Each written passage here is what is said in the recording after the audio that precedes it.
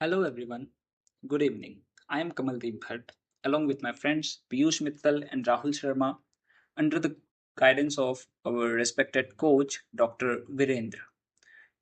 We are team number 1143 from Shamlal College, University of Delhi, India, participating in the ninth edition of SCUDEM Semiote Challenge using differential equation modeling.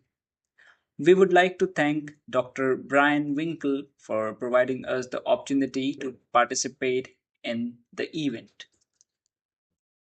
Our team has worked on the problem statement A that shows concern about the sweet tooth and heavy metal contamination of chocolates.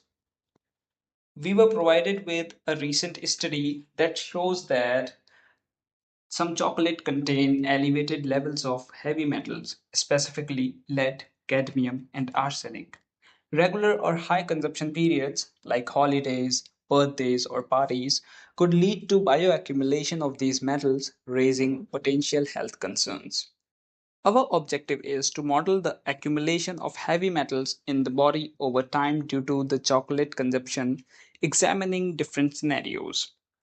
The key questions raised in the problem statement were what happens with regular daily consumption of those contaminated chocolates, and how do periodic high intake days affects accumulation, particularly in children.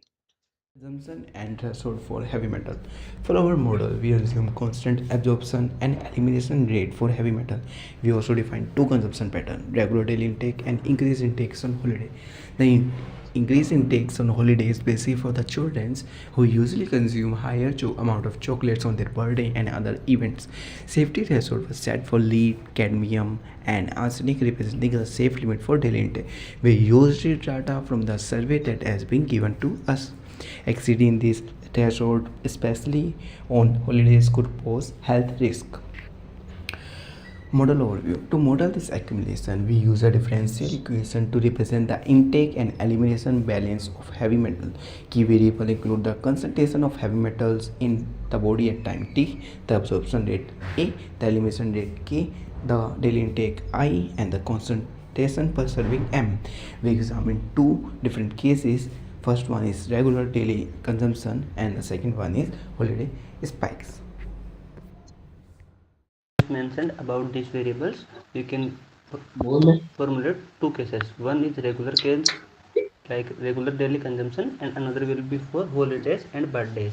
So for the regular intake, there is the rate of change of concentration will depend on input and subtraction of input and output.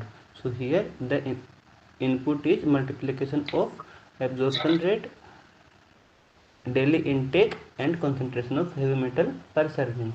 Here we did not define the exact amount of per serving, we keep it as constant, and like the subtracted value is elimination rate constant, the product of elimination rate constant, and the concentration before. And from this equation we can formulate its solution, the concentration at time t, which again depends on this, which is, and here we will get another exponential component, which is 1 minus e to the power kt.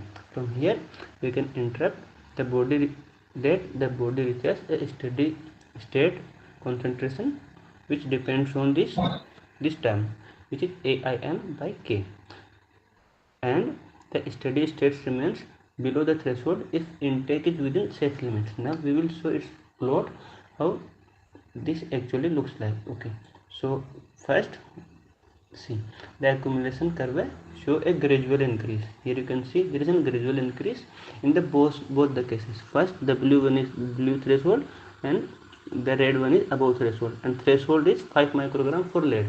We took an example of lead here. The same will be for cadmium and arsenic. So see, the accumulation curve shows a gradual increase at a steady level. Here you can see, and this dotted line shows the threshold steady rate for lead now. Okay, so now move ahead for the case 2. The case 2 is for holidays spikes. mainly in the problem statement it was mentioned about birthdays. So let's consider this for holidays, when accidentally or somehow large amount of chocolate is eaten. So here you can see the rate of change of concentration depends on one more variable, which is servings for that day. Here you can see we defined a variable increase servings on holidays. So here we added one more term, a product of a, s and m. So here this will be the input and this will be the output. The subtractions of this will be like depend on the concentration, rate of concentration. Okay, as we will solve this equation, we will found in solutions for spikes. So the solution for spikes has these two terms, and from here we can interpret that temporary increase on holidays leads to higher metal concentration. So now we will see its plot graph. Here you can see that there is periodic spikes on holidays. Here you can see, say there is holiday on approximately 60 days, and then again on approx 150 days, and again on 300 days. Okay, so the followed. Okay, here you can see the study rate also for the lead. Okay, so and from here we can see now the comparison of scenarios, both the scenarios cases. We can compare the scenarios. Here is the steady state comparison.